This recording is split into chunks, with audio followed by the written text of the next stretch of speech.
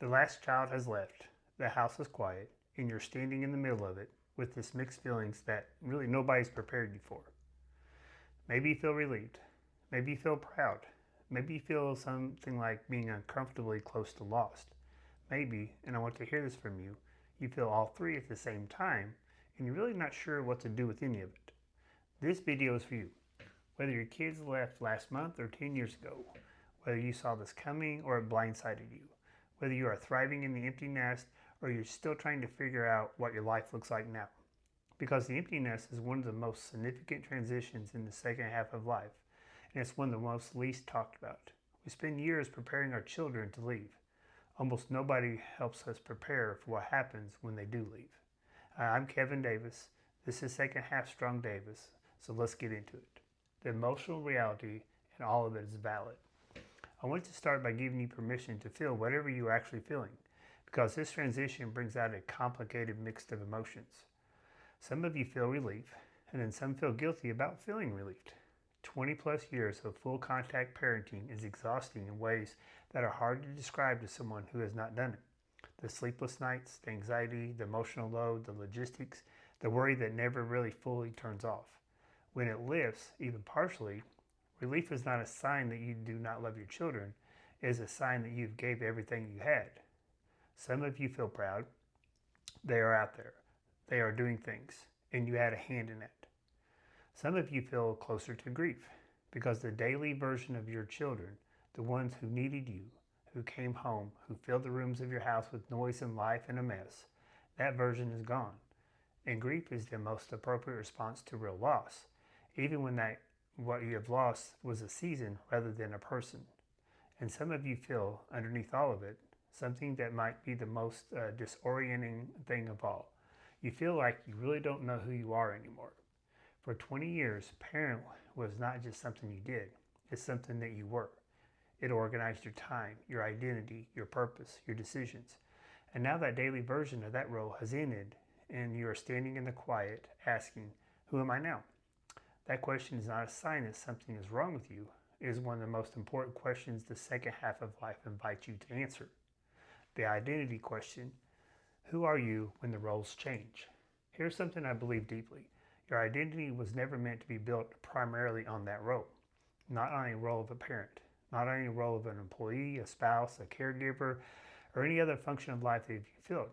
Those roles matter, they shape you, but they are not your foundation. And the empty nest has a way of revealing, sometimes uncomfortably, what your foundation has actually been. If your sense of worth and purpose was built primarily on being needed by your children, the empty nest will feel like a demolition, because the thing that was holding everything up is no longer there in that same form. But if your identity is rooted in something that does not change, and the God who says who you are in your relationship with Him, and the calling that is older and deeper than any specific role, then that empty nest does not demolish anything. It creates space. It creates a door. Ecclesiastes says there's a time for everything, a season for every activity under the heavens. The season of daily parenting was a real and beautiful and exhausting season, and now it's ended, and now there's a new season. And the question is not whether this season has a purpose, it does. The question is, will you step into it? Who are you during this season? Not who you were, but who are you becoming? That question is worth sitting on. The marriage question, rediscovering the person you married. This is a section that most people need to hear and most nobody says. I want to talk to you about something that catches a lot of couples completely off guard. For 20 or 25 years, you have been co-parents. Everything, your schedules, your conversations, your shared energy, your emotional bandwidth has been organized around children. You solved problems together, you worried together, you celebrated together, you even survived together, and then the kids leave. And you look across the kitchen at the person you married and realize that you may not really know each other as much as you thought you did.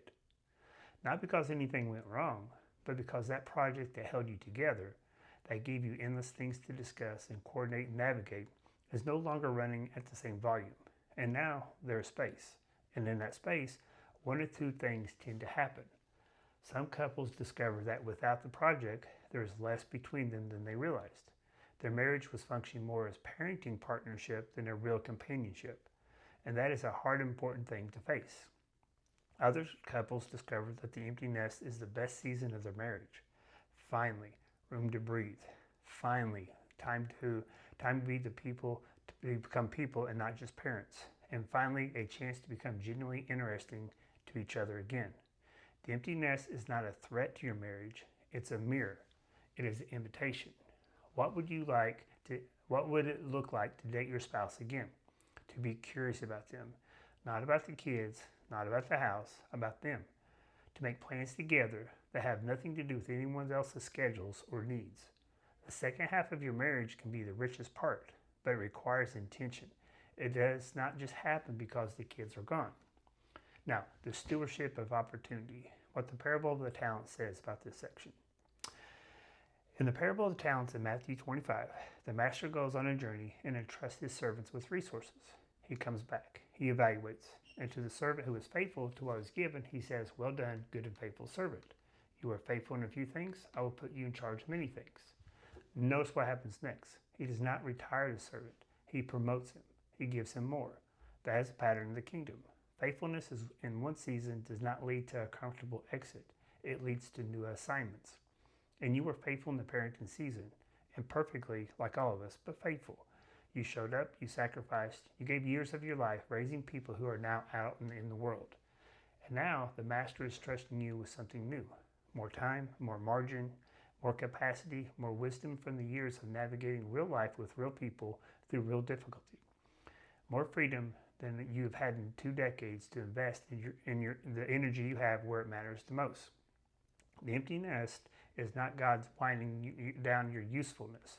It's often where the most important part of your work actually begins. And what is your new assignment? That is a prayer worth praying. That is a question worth sitting in the quiet of your house that now has more quiet than you used to. So here's some practical ground on what to actually do.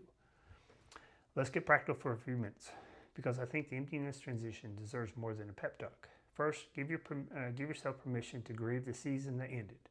Do not rush past it. Do not perform happiness if you are not feeling it. The grief is not ingratitude. It is a love in a different form. Let yourself feel it. Second, invest intentionally in your marriage. Plan something, not a grand gesture, something real. A meal where you talk about something other than your kids. A walk, a trip you've been putting off. A conversation about who you want each other to be in the next 20 years. You can start here. And third, find a new thing. The empty nest is the best time in your adult life to invest in something you set aside during the parenting years. Faith, community, serving, physical health, a skill you said you've always wanted to learn, a calling you set on the shelf when the diapers started. Pick it up. Fourth, stay connected with your adult children as their parent, not their manager. The relationship changes, but it does not end. The best version the best version of it is one where you are still someone they want to call, not something they feel obligated to. That requires you to let go of the old version of the role and grow into a new one. And fifth, take this question seriously. What about my new assignment? Pray about it. Think about it.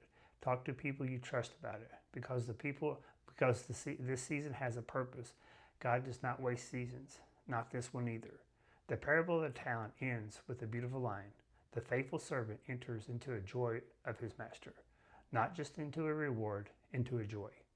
And this is what I want for men and women in the second half of life who have been faithful in the parenting season.